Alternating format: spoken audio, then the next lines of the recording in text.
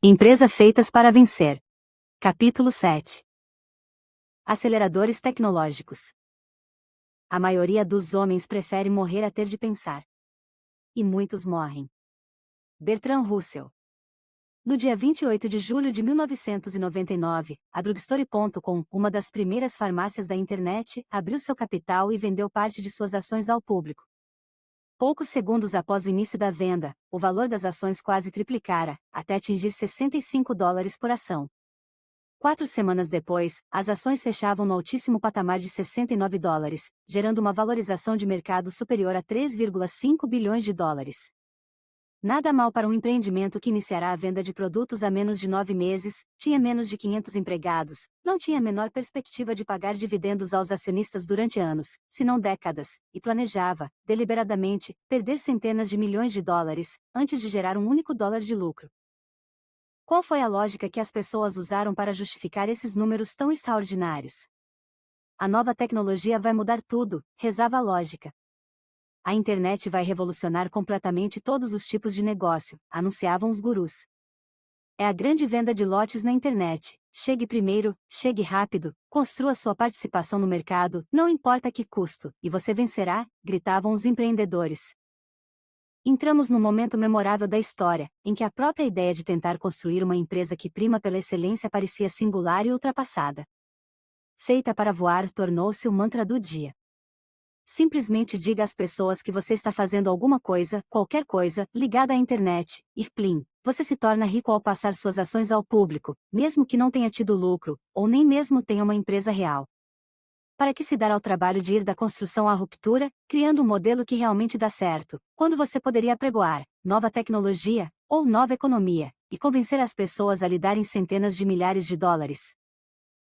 Alguns empreendedores nem mesmo se preocuparam em dar a entender que construiriam uma empresa real, quanto mais uma empresa excelente. Um deles se inscreveu para abrir o capital, em março de 2000, com uma empresa que consistia unicamente em um website informativo e um plano de negócios, nada mais. O empreendedor admitiu ao Industry Standard que lhe pareceu estranho abrir o capital antes de iniciar o negócio, mas isso não o impediu de tentar persuadir investidores a comprarem 1,1 milhão de dólares em participações a $7 ou $9 por ação, apesar de não ter tido receita e não possuir empregados, clientes e nenhuma empresa. Com a nova tecnologia da internet, quem precisa de todas essas relíquias arcaicas da velha economia? Assim rezava a lógica. No auge do frisson, a Drugstore.com colocou seu desafio para Walgreens. No início, as ações da Walgreens sofreram com a invasão das .com e perderam cerca de 40% do seu valor, nos meses que antecederam a oferta pública de ações da Drugstore.com. A Forbes escreveu, em outubro de 1999, os investidores começam a achar que a corrida da web será vencida pelos concorrentes que já começarem acelerados, empresas como a Drugstore.com, cujas ações estão sendo negociadas a 398 vezes a receita, ao contrário da Walgreens, cujas ações estão sendo negociadas a 1,4 vezes a receita. 289 Os analistas rebaixaram as ações da Walgreens, e a pressão para que ela reagisse à ameaça da internet cresceu quando 15 milhões de dólares em valor de mercado evaporaram. E a reação da Walgreens no olho desse furacão, qual foi? Nós somos uma empresa que primeiro se arrasta, depois caminha e depois corre, declarou Dan Jorta a Forbes, ao descrever sua abordagem deliberada e metódica da internet. 290 Os executivos da Walgreens fizeram algo bastante raro para o momento. Decidiram parar para refletir. Decidiram usar sua inteligência. Eles decidiram pensar. Lenta no início, o arrastar-se, a Walgreens começou a testar um website, ao mesmo tempo que se envolvia num intenso diálogo interno e num debate sobre suas implicações, dentro do contexto de seu próprio e peculiar conceito do porco-espinho. De que forma a internet vai se encaixar no conceito de conveniência? Como podemos relacioná-la com o nosso denominador econômico, de lucro por visita de cliente? Como podemos usar a rede para melhorar ainda mais aquilo que já fazemos melhor do que qualquer outra empresa no mundo, e de um jeito que amamos de paixão? Ao longo desse processo, os executivos da Walgreens abraçaram o paradoxo Stockdale. Temos a mais absoluta fé em que vamos nos impor, no mundo da internet, como uma empresa excelente. No entanto, precisamos também enfrentar a dura realidade dos fatos em relação à internet. Um executivo da Walgreens nos contou uma historinha engraçada sobre esse momento marcante da trajetória da empresa. Um líder da internet fez uma declaração sobre a Valgriens mais ou menos nesse tom: a Valgriens, eles são velhos e pesados demais para o mundo da internet. Eles ficarão para trás. O pessoal da Valgriens, embora aborrecido com esse comentário arrogante da elite da internet, jamais considerou seriamente a hipótese de uma resposta pública. Um executivo comentou, em silêncio: vamos continuar fazendo o que precisamos fazer, logo vai ficar bastante claro que eles simplesmente puxaram o rabo do cachorro errado. Depois, um pouco mais rápido, o caminhar, a Valgriens começou a encontrar formas de associar a internet diretamente ao seu sofisticado modelo de estocagem e distribuição e, em última análise, ao seu conceito de conveniência. Faça seu pedido online, entre no carro e passe no drive-thru da Valgriens mais próximo de sua casa, em qualquer cidade que você esteja, passe voando pela janela e, com uma pausa de menos de 1 minuto, pegue o seu frasco de qualquer coisa. Ou então peça entrega em domicílio, se lhe for mais conveniente.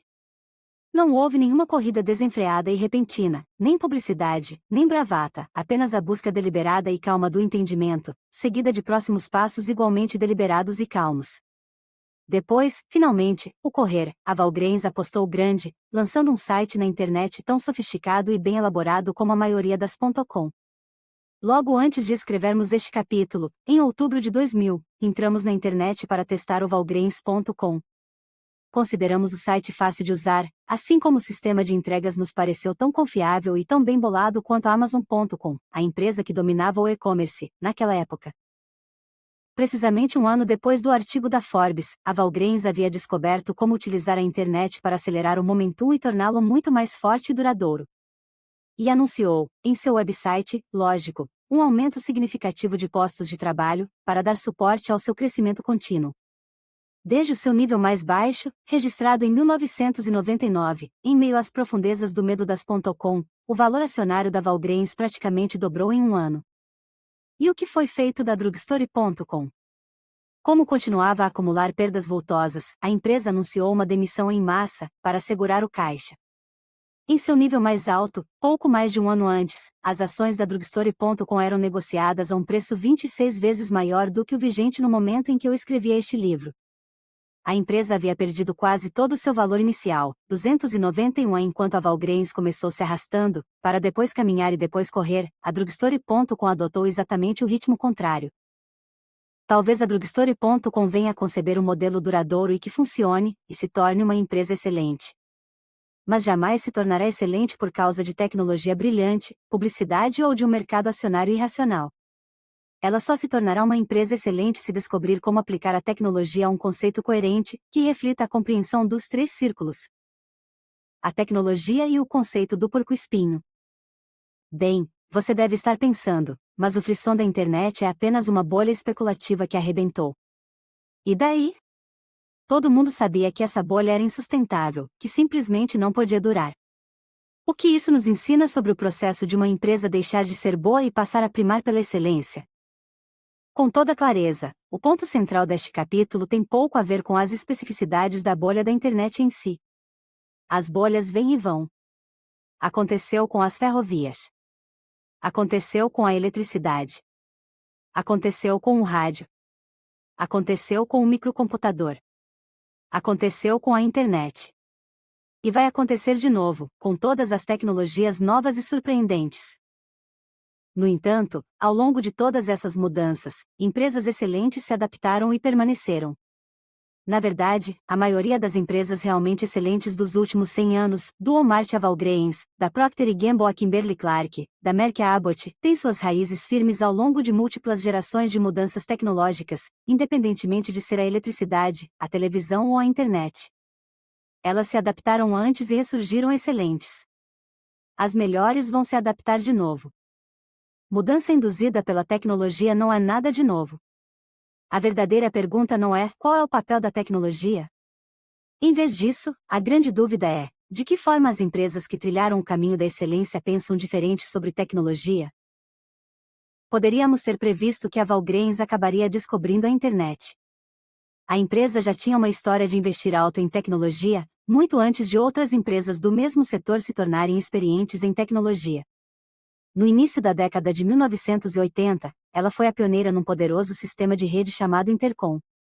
A ideia era simples: ao conectar eletronicamente todas as lojas da Walgreens e enviar os dados do cliente a uma fonte central, todas as lojas dos Estados Unidos foram transformadas na farmácia local de cada cliente. Você mora na Flórida, mas está em visita a Phoenix e precisa repor um remédio vendido com receita. Não tem problema, a loja de Phoenix está conectada ao sistema central, e vai operar exatamente como se fosse a loja Walgreens de sua cidade natal. Isso pode parecer comum para os padrões de hoje. Mas quando a Walgreens investiu no Intercom, no final da década de 1970, ninguém mais no setor tinha qualquer coisa parecida. Ao final, a Walgreens investira mais de 400 milhões de dólares no Intercom, dos quais 100 milhões de dólares num sistema próprio de satélite.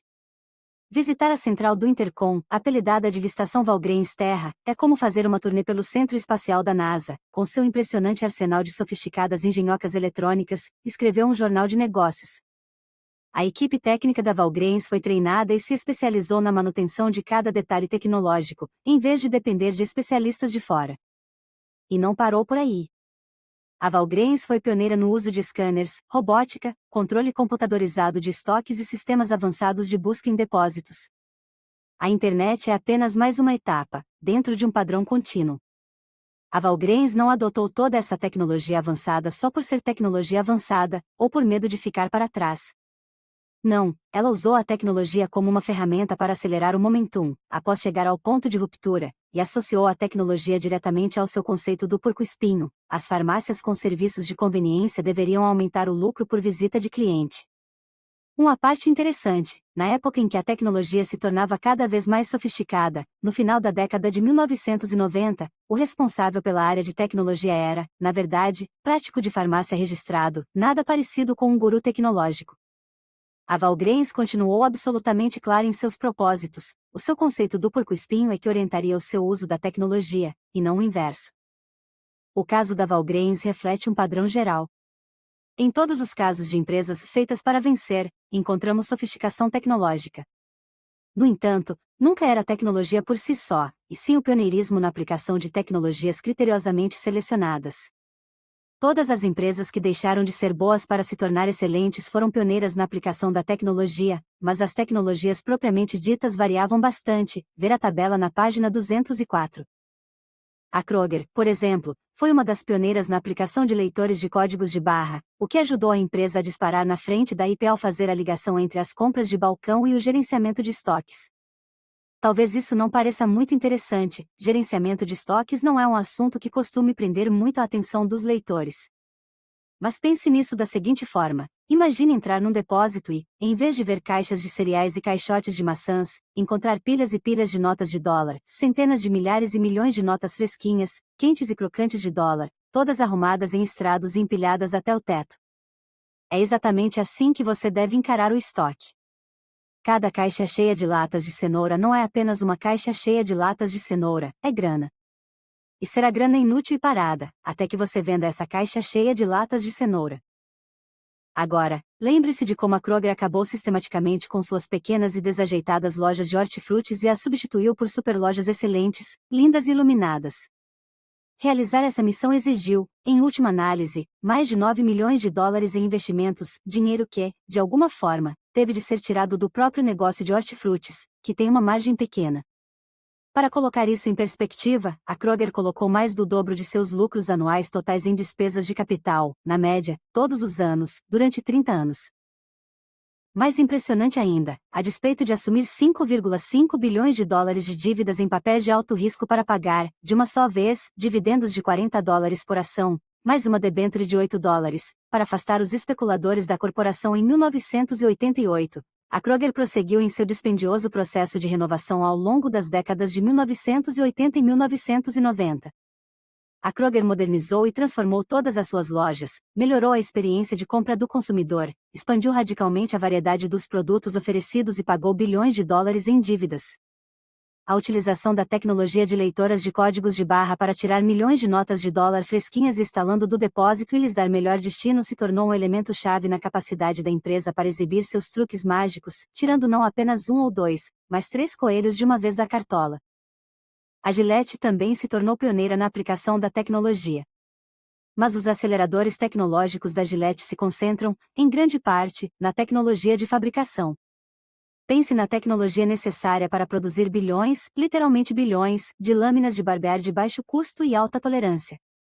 Quando a gente pega uma lâmina da Gillette, espera que ela seja perfeita e também barata a cada barba feita. Por exemplo, para criar o sensor, a Gillette investiu mais de 200 milhões de dólares em design e produção. Desses, a maior parte se concentrou em produtos pioneiros, e com isso a empresa conquistou 29 patentes. Foi pioneira no uso da solda laser em grande escala nos sistemas de barbear, uma tecnologia que normalmente era usada em produtos caros e sofisticados, como marca-passos. A chave dos sistemas de barbear da Gillette residia em tecnologias de fabricação tão exclusivas e patenteadas que a Gillette as protegia da mesma forma que a Coca-Cola protege sua fórmula secreta, com direito a guardas armados e certificados de garantia. Aceleradores tecnológicos nas empresas feitas para vencer. Aceleradores tecnológicos vinculados ao conceito do porco-espinho na era da transição. Por empresa. Abbott, pioneira na aplicação da tecnologia de informática para ampliar o denominador econômico de lucro por empregado. Não é líder em P&D farmacêutica, deixou isso para a Merck, a Pfizer e outras que possuem um conceito diferente do porco-espinho.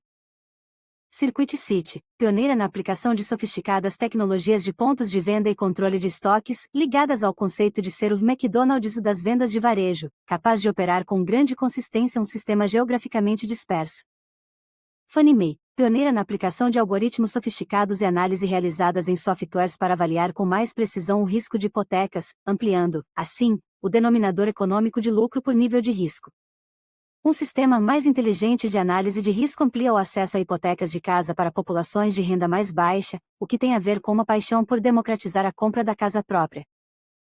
Gillette, pioneira na aplicação de sofisticada tecnologia de fabricação para produzir bilhões de produtos de elevada tolerância a um custo baixo, com consistência impressionante. Protege os segredos da tecnologia de fabricação com a mesma obsessão que a Coca-Cola protege a sua fórmula. Kimberly-Clark, pioneira na aplicação de tecnologias nos processos de fabricação, especificamente em materiais sem trama, para dar suporte à busca apaixonada pela excelência dos produtos. Sofisticados laboratórios de P&D, os nenéns engatinham por toda parte carregando sensores de temperatura e umidade em seus bumbuns. Kroger, pioneira na aplicação de tecnologia de informação e de computador na modernização constante das superlojas. Foi a primeira a fazer testes sérios com as leitoras de códigos de barra, que foram conectadas com o ciclo inteiro do fluxo de caixa. Com isso, a empresa gerou recursos para o processo maciço de renovação das lojas.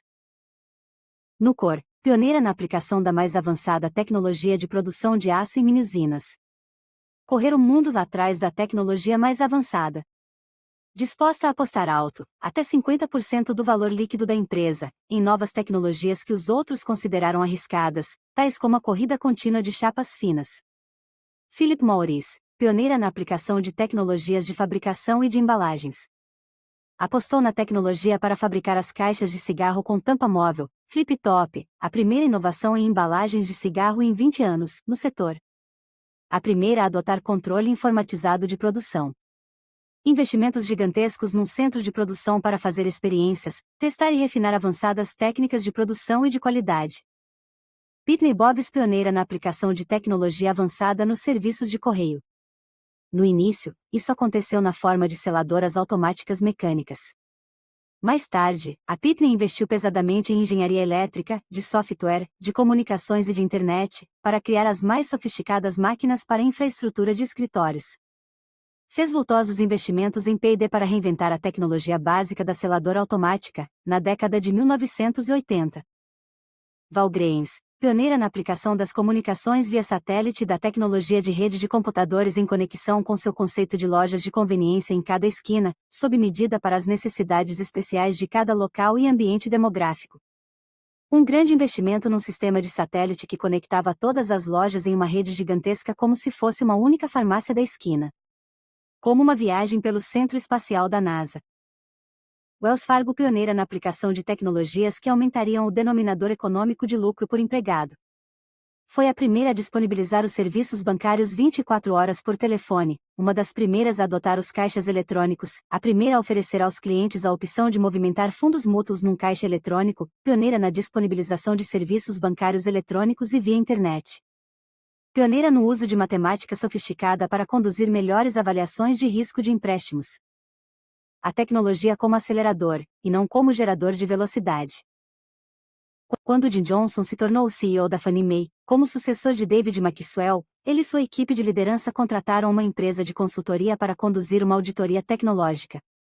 O consultor líder, Bill Kelvey, utilizou um ranking em 4 níveis, em que o quarto nível representava a tecnologia de ponta e o primeiro, a idade da pedra. A Fannie Mae ficou posicionada no número 2.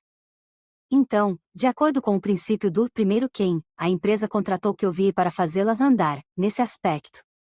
Quando ele entrou para a Fannie Mae, em 1990, a empresa estava pelo menos 10 anos atrasada em relação à Wall Street, no que dizia respeito ao uso da tecnologia. Ao longo dos 5 anos seguintes, Kelvey trabalhou de forma sistemática e elevou a Fannie Mae, daqueles 2,0 iniciais, a 3,8 na escala de 4 pontos. Ele e sua equipe criaram mais de 300 aplicativos de computador, inclusive sofisticados programas analíticos, para controlar uma carteira hipotecária de 600 bilhões de dólares, armazenando dados online para cobrir 60 milhões de propriedades e fluxos de trabalho otimizados, o que reduziu significativamente a papelada e as atividades administrativas comuns. Nós tiramos a tecnologia do escritório e passamos a usá-la para transformar cada segmento do negócio, afirmou Kelvey. Criamos um sistema especializado que baixa o custo da compra de uma casa. Quem solicitou financiamento utilizando a nossa tecnologia reduziu o tempo de aprovação de 30 dias para 30 minutos, além de baixar os custos envolvidos em mais de $1.000 por financiamento. Até hoje, o sistema já economizou, para os compradores de casas financiadas, um total de quase 4 bilhões de dólares. Note-se que a transição da Fannie Mae começou em 1981, com a chegada de David Maxwell, e no entanto, a empresa ainda ficou para trás, na aplicação de tecnologias, até o início da década de 1990. Sim, a tecnologia se tornou um item de fundamental importância para a Fannie Mae, mas só depois que ela descobriu seu conceito de porco-espinho e depois que alcançou a ruptura. A tecnologia era parte fundamental daquilo que os líderes da Fannie Mae chamaram de segundo vento da transformação, e agiu como um fator de aceleração. O mesmo padrão vale para a Kroger, a Gillette, a Walgreens e todas as empresas feitas para vencer. A aplicação pioneira da tecnologia, de modo geral, ocorreu mais tarde dentro do processo de transição, e nunca no primeiro momento. Isso nos traz ao ponto central deste capítulo. Quando utilizada corretamente, a tecnologia se torna um acelerador, e não um gerador de velocidade. As empresas feitas para vencer nunca iniciaram suas transições com tecnologia pioneira, pela simples razão de que não se pode utilizar bem a tecnologia até que se saiba que tecnologias são de fato relevantes para o negócio. E quais são essas tecnologias? Aquelas, e somente aquelas, que se relacionam diretamente com a interseção dos 3 círculos do conceito de porco-espinho. Tornar a tecnologia produtiva, numa transição de empresa boa para empresa excelente, significa fazer as seguintes perguntas: a tecnologia se encaixa perfeitamente dentro de seu conceito de porco-espinho? Em caso afirmativo, você precisa ser pioneiro na aplicação dessa tecnologia. Em caso negativo, pergunte-se: será que você precisa mesmo dessa tecnologia? Se a resposta for sim, tudo o que você precisa é paridade. Você não precisa, necessariamente, possuir o sistema telefônico mais avançado do mundo para se tornar uma empresa excelente. Se a resposta for não, então a tecnologia é irrelevante. Pode ignorá-la. Passamos a ver a aplicação da tecnologia apenas como mais um aspecto em que as empresas que passaram de boas a excelentes se mantiveram disciplinadas, dentro do modelo de seu conceito do porco-espinho. Em termos conceituais, a relação dessas empresas com a tecnologia não é diferente de sua relação com qualquer outro segmento que envolva decisão. Pessoas disciplinadas que se envolvem em reflexão disciplinada, e só depois desenvolvem uma ação disciplinada. Se uma tecnologia não se encaixa exatamente dentro dos 3 círculos, elas ignoram toda a propaganda e o medo e simplesmente tocam seu negócio com um admirável grau de equanimidade objetiva. No entanto, a partir do momento em que compreendem quais são as tecnologias relevantes, tornam-se obsessivas e criativas na aplicação delas. Já nas empresas dos grupos de comparação, só encontramos 3 casos de pioneirismo na aplicação de tecnologia. Todos os 3 casos, a Chrysler, design computadorizado, a Harris, a eletrônica aplicada ao processo de impressão, e a Rubbermaid, processo avançado de fabricação, foram de empresas do grupo de comparação não sustentada, que demonstra que a tecnologia, isoladamente, não consegue gerar resultados substanciais e duradouros. A Chrysler, por exemplo, fez um uso admirável do design computadorizado e outras tecnologias de design, mas fracassou no sentido de associar essas tecnologias a um conceito do porco-espinho. Como a Chrysler saiu dos limites dos três círculos em meados da década de 1980 e foi dos jatos Gulfstream aos carros Sport Maserati, não havia tecnologia avançada que fosse capaz de salvar a empresa de outra queda sem precedentes. A tecnologia apenas, sem um conceito do porco-espinho perfeitamente claro e sem a disciplina necessária para permanecer dentro dos três círculos, não tem condições de se tornar uma empresa excelente. A armadilha tecnológica. Dois incidentes se destacam em minha mente, enquanto escrevo este capítulo. O primeiro foi a escolha de Albert Einstein como a personalidade do século XX pela Time, em 1990. Se você delimita a escolha da personalidade do século em torno da pergunta, em que aspectos o mundo de hoje seria diferente, se essa pessoa não tivesse existido, a escolha de Einstein é surpreendente, em comparação com líderes como Churchill, Hitler, Stalin ou Gandhi, pessoas que realmente mudaram o curso da história humana, para melhor ou para pior. Os físicos argumentam que a comunidade científica teria chegado à compreensão da relatividade com ou sem Einstein, talvez 5 anos depois, certamente 10 anos mais tarde, mas não 50 anos mais tarde. Os nazistas nunca conseguiriam a bomba atômica, e os aliados teriam vencido a Segunda Guerra sem ela, embora isso fosse custar mais vidas à humanidade. Por que a Time escolheu Einstein? Ao explicar essa escolha, os editores da Time escreveram: é difícil comparar a influência dos estadistas à dos cientistas. Apesar disso, podemos observar que há determinadas áreas que foram definidas basicamente por seus políticos, outras por sua cultura e outras por seus avanços científicos. Assim sendo, de que forma o século XX será lembrado? Pela democracia, claro. Pelos direitos civis, certamente. Mas o século XX será lembrado, principalmente, por seus extraordinários avanços nas áreas da ciência e da tecnologia, que fizeram avançar a causa da liberdade, em alguns aspectos, mais do que qualquer estadista jamais conseguiu. Num século que será lembrado, acima de tudo, por sua ciência e tecnologia, uma pessoa se destaca como ícone fundamental de nossa era, Albert Einstein. Em essência, os editores da Time não escolheram a personalidade do século, mas o tema do século, ou seja, ciência e tecnologia, e anexaram a ele o seu mais famoso personagem.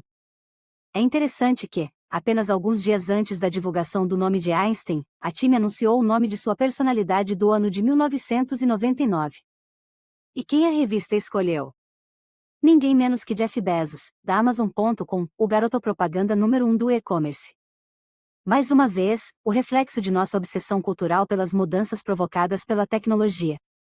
Deixe-me ser claro, eu não concordo nem discordo das escolhas da Time, apenas considero-as interessantes e elucidativas, porque nos abrem uma janela para dentro de nossa psique moderna. Está claro que a tecnologia e suas implicações são um item-chave em nosso inconsciente coletivo. Isso me traz ao segundo incidente.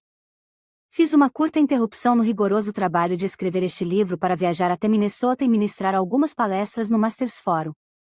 O Masters Forum vem realizando seminários executivos há quase 15 anos, e eu estava curioso para saber quais os temas que mais se repetiram, ao longo desse período. Dois dos temas mais recorrentes, afirmaram Jim Erickson e Patty Griffin-Jensen, diretores do programa, são a tecnologia, a mudança e a conexão entre os dois. E por que vocês acham que isso ocorre? Perguntei. As pessoas não sabem o que elas não sabem, responderam eles. E estão sempre com medo de que alguma tecnologia nova as surpreenda pelas costas e as golpeie direto na cabeça. Elas não entendem a tecnologia, e muitas a temem. Tudo o que elas sabem com certeza é que a tecnologia é uma força de mudança importante, e que é melhor estarem atentas a ela. Tendo em vista a obsessão da nossa cultura pela tecnologia, e dada sua aplicação pioneira pelas empresas feitas para vencer, você pode estar imaginando que o tema tecnologia tem absorvido uma parcela razoável da discussão, nas entrevistas que fizemos com os executivos das empresas feitas para vencer. Ficamos muito surpreendidos ao ver que exatos 80% dos executivos das empresas feitas para vencer que entrevistamos nem mesmo mencionaram a tecnologia como um dos 5 principais fatores da transição. Além do mais, nos casos em que eles efetivamente mencionaram a tecnologia, ela mereceu um mediano 4º lugar, e apenas 2 dos 84 executivos entrevistados a colocaram como o fator número 1. Se a tecnologia tem uma importância tão vital, por que os executivos das empresas que primam pela excelência falam tão pouco sobre ela? De certo não porque ignorassem a tecnologia, suas empresas eram tecnologicamente sofisticadas e bastante superiores às empresas de comparação direta. Além do mais, muitas das empresas feitas para vencer tiveram extensa cobertura da mídia e ganharam prêmios por seu uso pioneiro da tecnologia. Ainda assim, os executivos raramente falaram sobre o tema. É como se os artigos publicados na mídia e os executivos estivessem tratando de dois conjuntos de empresas totalmente diversos. A Nucor, por exemplo, tornou-se amplamente conhecida como uma das pioneiras mais agressivas na aplicação da tecnologia de produção de aço em mini-usinas. Dezenas de artigos e 2 livros celebraram seus ousados investimentos em corrida contínua de chapas finas e fornos elétricos a arco. A Nucor se tornou um caso clássico nas faculdades de administração, como exemplo de capacidade de desestabilizar a antiga ordem por meio da aplicação avançada de novas tecnologias. Mas quando pedimos a Ken Iverson, CEO da Nucor durante a transição da empresa, que enumerasse os 5 principais fatores de sua transformação numa empresa excelente, onde você acha que ele colocou a tecnologia na lista? Em primeiro lugar. Não. Em segundo. Não. Terceiro? Não. Quarto? Também não. Em quinto? Desculpe, mas não de novo. Os fatores fundamentais, observou Ken Iverson, foram a persistência da empresa e nossa capacidade de projetar sua filosofia por toda a organização, o que foi possível em função de não termos muitos níveis hierárquicos e nem burocracia. Pare e reflita sobre isso por um minuto. Temos aqui um estudo de caso consumado em que a velha ordem foi aprumada com tecnologia nova, e o CEO que realizou essa proeza nem mesmo relaciona a tecnologia entre os 5 principais fatores responsáveis pela transformação de empresa boa em empresa excelente. O mesmo padrão se confirmou em todas as entrevistas feitas com a Nucor. Dos 7 executivos-chave e membros do conselho que entrevistamos, apenas um escolheu a tecnologia como o fator número 1 da mudança, a maioria se concentrou em outros fatores. Alguns executivos chegaram a falar sobre os grandes investimentos feitos pela Nucor em tecnologia em algum ponto da entrevista, porém enfatizaram mais ainda outros fatores: contratar pessoas que tinham uma ética de agricultores, colocar as pessoas certas em posições gerenciais fundamentais, a estrutura simples e a falta de burocracia, a incansável cultura de desempenho que aumenta o lucro por tonelada de aço acabado e assim por diante. A tecnologia era parte da equação da Nucor, mas uma parte secundária. Um executivo da empresa resumiu: 20% do nosso sucesso se deve à nova tecnologia que adotamos. Mas a 80% de nosso sucesso reside na cultura da nossa empresa. Na verdade, você poderia ter oferecido exatamente a mesma tecnologia, exatamente ao mesmo tempo, a inúmeras outras empresas que tinham exatamente os mesmos recursos que a Nucor, e ainda assim elas teriam fracassado em atingir os mesmos resultados que ela atingiu. Como nas 500 milhas de Daytona, a principal variável para vencer não é o carro, mas o piloto e sua equipe. Não que o carro não seja importante, mas é secundário. A mediocridade é fruto, acima de tudo, de falha gerencial, não tecnológica. As dificuldades da Bethlehem Steel tiveram menos a ver com a tecnologia das mini-usinas e mais com sua história de relações trabalhistas difíceis, que em última análise tinham suas raízes numa gerência pouco esclarecida e ineficaz. A Bethlehem já havia iniciado seu longo declínio antes de a Nucor e outras mini-usinas conseguirem participações significativas de mercado. Na verdade, em 1986, época em que a Nucor concretizou sua ruptura tecnológica com a corrida contínua de chapas finas, a Bethlehem já havia perdido mais de 80% de seu valor em relação ao mercado. Isso não quer dizer que a tecnologia não teve participação na agonia da Bethlehem, a tecnologia teve um papel, e significativo, em última análise. Mas o papel da tecnologia foi um acelerador da morte da empresa, não a causa-mortes. Aqui, novamente, temos o mesmo princípio em ação, a tecnologia como acelerador, e não como causa. Só que, nesse caso de comparação, ela funcionou no caminho contrário. Na verdade, quando examinamos as empresas do grupo de comparação direta, não encontramos um exemplo de uma empresa que tenha sido destruída em função, principalmente, de um torpedo tecnológico que a tivesse tirado do mapa. A R.J. Reynolds não perdeu sua posição de empresa de cigarros número 1 do mundo por causa da tecnologia, e sim porque a gerência da empresa ficou se debatendo em diversificação desorientada e, mais tarde, se envolveu numa oferta de compra especulativa do tipo: vamos fazer os executivos ficarem ricos à custa da empresa. A IP não passou de segunda maior empresa dos Estados Unidos à insignificância porque perdeu para Kroger o trem da tecnologia de leitura ótica de códigos de barra, e sim porque lhe faltou a disciplina necessária para enfrentar a realidade nua e crua, a natureza das mudanças pelas quais o setor de hortifrutis estava passando. As provas extraídas de nosso estudo não reforçam a ideia de que a mudança tecnológica tenha desempenhado o papel principal no declínio de empresas que já foram excelentes, ou na perpetuação da mediocridade de outras empresas. Sem dúvida, a tecnologia é importante, afinal, uma empresa não pode se afogar em lentidão e preguiça e achar que um dia vai se tornar excelente. Mas a tecnologia, em si, nunca é a causa principal nem da excelência e nem do declínio. Ao longo da história dos negócios, os pioneiros de qualquer tecnologia raramente vencem no final.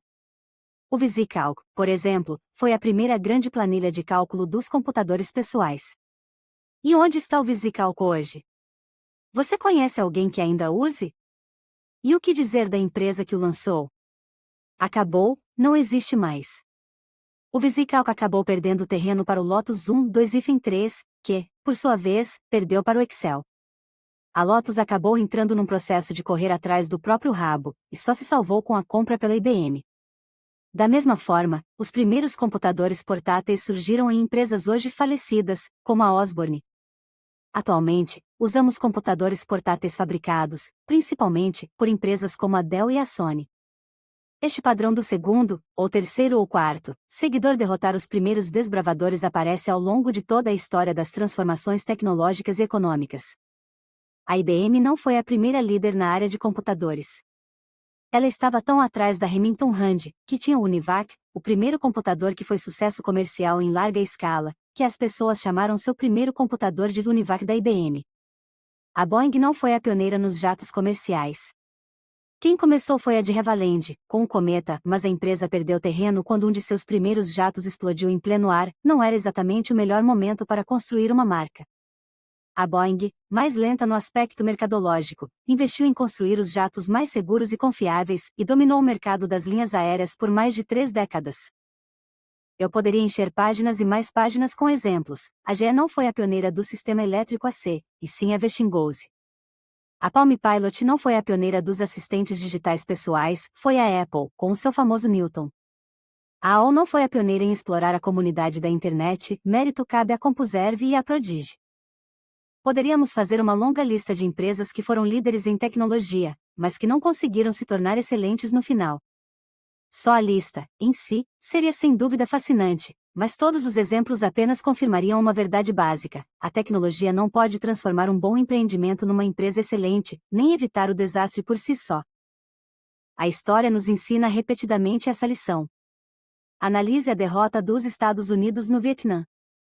Os Estados Unidos tinham a força de combate mais avançada, tecnologicamente, que o mundo já vira. Superjatos de combate.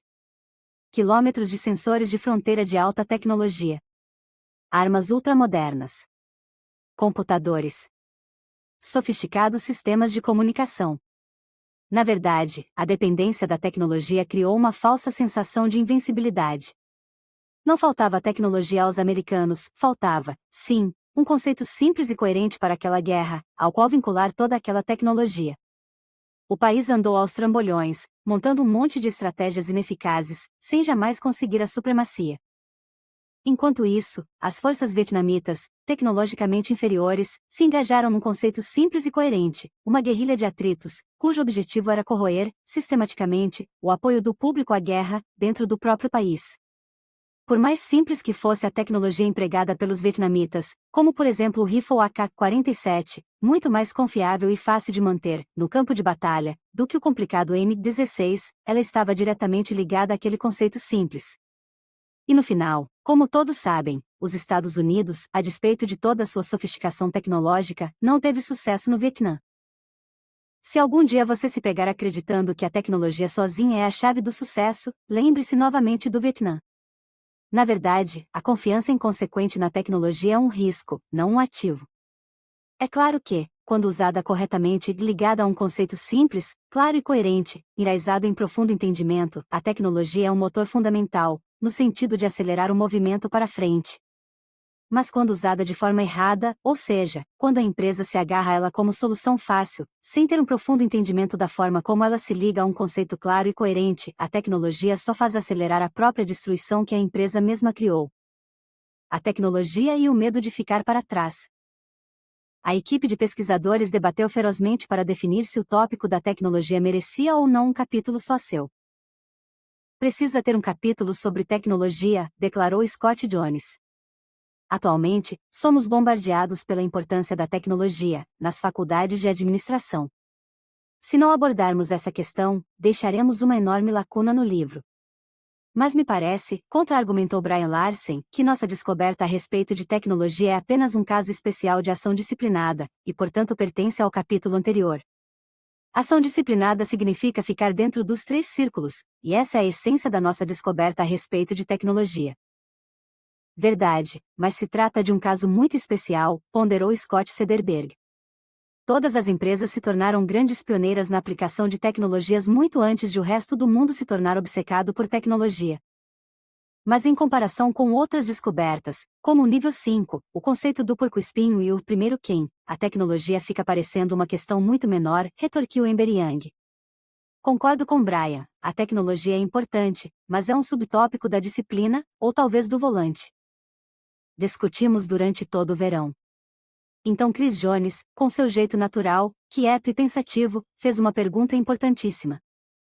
Por que as empresas feitas para vencer mantiveram uma perspectiva tão equilibrada em relação à tecnologia, enquanto a maioria das empresas se torna reativa, tropeçando e correndo estabanadamente, como estamos vendo no caso da internet? É mesmo, por quê? A pergunta de Chris nos levou a estabelecer uma diferença essencial entre empresas excelentes e empresas boas, uma diferença que, em última análise, foi o fiel da balança a favor da inclusão deste capítulo. Se você tivesse a oportunidade de sentar e ler todas as 2.000 ou mais páginas de transcrições das entrevistas com os executivos das empresas feitas para vencer, ficaria impressionado com a total ausência de conversa sobre estratégia competitiva. Sim, é claro que eles falaram sobre estratégia, e também sobre desempenho, assim como falaram sobre se tornar o melhor, falaram até mesmo em vencer. Mas nunca falaram em termos reativos e nunca definiram suas estratégias em função de responder ao que outros estavam fazendo. Falaram em termos do que estavam tentando criar, e de como estavam tentando melhorar, em relação a um padrão absoluto de excelência. Quando pedimos a George Harvey que descrevesse sua motivação para levar a mudança a Pitney Bowes, na década de 1980, ele comentou: sempre quis ver a Pitney Bowes como uma excelente empresa. Vamos começar por aí, tá? Vamos só começar por aí. É um dado que não precisa de justificativa ou explicação. Não estamos lá hoje. Não estaremos lá amanhã. Há sempre tantas coisas mais a criar para se chegar à excelência, num mundo que se transforma a todo instante. Ou, como resumiu Amy Sanders, ao falar sobre o ethos que acabou caracterizando o funcionamento interno da Kimberly-Clark, nós simplesmente nunca estamos satisfeitos. Podemos estar encantados, mas nunca satisfeitos. Os responsáveis pela transição de uma empresa boa para excelente não foram motivados pelo medo. Não foram movidos pelo medo daquilo que eles não compreendiam, não foram movidos pelo medo de parecer bobos. Não foram movidos pelo medo de ver outras empresas se tornarem excelentes e as suas não. Não foram movidos pelo medo de ser esmagados pela concorrência. Não, aqueles que transformam empresas boas em empresas excelentes são motivados por uma profunda ânsia criativa e uma compulsão interior pela pura excelência imaculada em si mesma. Já aqueles que constroem e perpetuam a mediocridade são mais motivados pelo medo de ficar para trás. Em nenhum momento houve um exemplo melhor dessa diferença do que durante o burburinho tecnológico do final da década de 1990, que veio a ocorrer exatamente em meio à nossa pesquisa sobre empresas boas que se tornaram excelentes. Serviu quase como um palco perfeito para observarmos as diferenças entre boa e excelente tomarem corpo, à medida que as grandes reagiram como a Valgreens, com equanimidade calma e objetiva e passos silenciosos e refletidos, enquanto as medíocres tropeçaram em reações de pavor e histeria.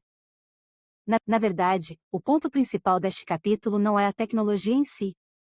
Nenhuma tecnologia, por mais fantástica que possa ser, nem computadores, nem telecomunicações, robótica ou a internet, pode, por si só, transformar uma empresa boa numa empresa excelente. Nenhuma tecnologia pode transformar você num líder de nível 5. Nenhuma tecnologia pode transformar as pessoas erradas em pessoas certas. Nenhuma tecnologia pode infundir a disciplina necessária para enfrentar a realidade nua e crua, nem incutir uma fé inabalável.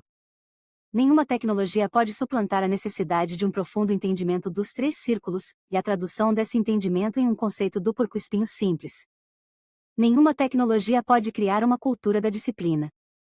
Nenhuma tecnologia pode transmitir a simples crença interior de que deixar potencial não realizado parado em cima da mesa, ou seja, deixar que alguma coisa permaneça boa, quando pode se tornar excelente, é um pecado mortal. Aqueles que permanecerem fiéis a esses fundamentos e mantiverem o seu equilíbrio mesmo em tempos de grandes mudanças e perturbações, acumularão um ímpeto que gera momento de ruptura. Aqueles que não o fizerem, aqueles que mergulharem em processos reativos, serão sugados ou continuarão medíocres. Essa é a grande e fundamental diferença entre uma empresa excelente e uma empresa boa, a gestalt do estudo inteiro, captada na metáfora do volante contra o círculo da destruição. E é para esse amplo contraste que voltaremos nossa atenção agora. Resumo do capítulo. Aceleradores tecnológicos. Pontos-chave. As organizações feitas para vencer pensam diferente das medíocres em relação à tecnologia e às mudanças tecnológicas. As organizações feitas para vencer evitam os modismos e trens da alegria tecnológicos, no entanto, costumam se tornar pioneiras na aplicação de tecnologias rigorosamente selecionadas. A questão-chave, em relação a qualquer tecnologia é: a tecnologia se encaixa diretamente em seu conceito do porco-espinho? Em caso afirmativo, então você precisa ser o pioneiro na aplicação dessa tecnologia. Caso contrário, você pode buscar paridade ou ignorá-la inteiramente. As empresas feitas para vencer usaram a tecnologia como um acelerador, não como gerador de velocidade. Nenhuma das empresas que antes eram boas e se tornaram excelentes iniciou sua transformação sendo pioneiras em tecnologia, no entanto, todas elas se tornaram pioneiras na aplicação de tecnologias, assim que perceberam de que forma elas se encaixavam dentro de seus três círculos e após atingirem a ruptura. Você poderia ter adotado exatamente as mesmas tecnologias de ponta que as empresas feitas para vencer utilizaram de forma pioneira e oferecido de graça às empresas de comparação direta, e ainda assim essas empresas não chegariam nem perto de produzir os mesmos resultados. A forma que uma empresa reage à mudança tecnológica é um bom indicador de sua motivação interna para a excelência, em oposição à mediocridade. Empresas excelentes respondem com ponderação e criatividade, movidas por uma compulsão de transformar potencial não realizado em resultados. Empresas medíocres reagem e tropeçam, motivadas pelo medo de ficar para trás. Descobertas surpreendentes. A ideia de que a mudança tecnológica é a principal causa do declínio de empresas que um dia foram excelentes, ou da perpetuação da mediocridade de outras empresas, não é sustentada pelas evidências. É claro que uma empresa não pode ficar parada e esperar se tornar excelente um dia, mas a tecnologia, por si só, nunca é uma causa principal nem de excelência nem de declínio. Ao longo de 84 entrevistas com executivos das empresas feitas para vencer, aproximadamente 80% deles nem mesmo mencionaram a tecnologia como um dos 5 fatores principais da transformação.